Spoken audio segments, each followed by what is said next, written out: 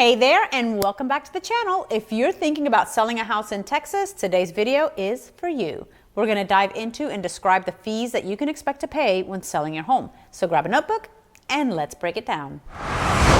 All right, first things first, your realtor is key. So I hope you took your time and found a good one that you trust. Selling a home is a big endeavor, and you're likely going to pay the same amount for an inexperienced realtor as you are for an experienced one. So you may as well make sure that you're working with someone you trust. Now, your agent should provide you with what's called a net sheet. This nifty little document lays out all the funds coming and going during the sale, which gives you a pretty good idea of what you're going to end up keeping in your pocket. It's important to remember, however, that some costs are prorated, and this is going to change your net depending on your closing date. Let's get started. The first item on your closing document is going to reflect the full credit towards the seller. This is the full purchase amount, and it's pretty darn exciting, but hold on to your seat because we're going to start with those non-negotiable prorated fees. In Texas, property taxes, which often include MUD, LID, PID, and may include school district or hospital district taxes, are all prorated to the date of sale. So your property taxes are going to be calculated up to the date of closing. If there's an overage or a shortage, you're going to be notified and refunded or billed as necessary. Your HOA fees are also going to be prorated in the same manner. Next, we have title insurance. Title insurance is a vital component of closing costs. It protects against financial losses that may come up if a property's title has defects. The cost of title insurance is set by the Department of Insurance, which regulates the industry. The amount you pay is determined by the property's value. If you'd like to know what the cost would be for your home specifically, contact me directly and I'll get that to you. Now, moving right along.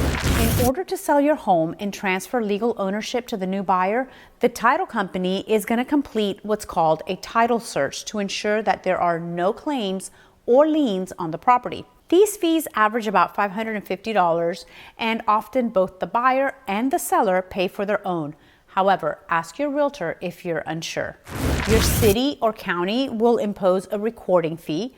The exact amount charged is going to vary based on your location, but the average is approximately $750. Here's the part you already knew was coming: commissions. Part of your closing costs are going to be your agreed upon compensations for real estate services.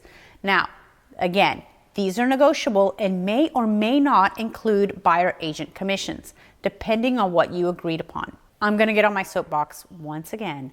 Commissions aren't cheap. You may as well hire a realtor that's going to market your property well and provide the service that you deserve. Your title company may also charge attorney fees for document review. These are going to vary between $200 and $275. And now we can't forget your mortgage holder. Your payoff amount will also be deducted from the proceeds, as well as any prepayment penalties that may be included with your loan.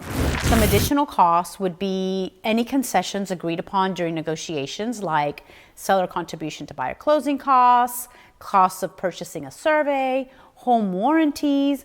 All of these are negotiable, so make sure your realtor explains the pros and cons to agreeing to concessions.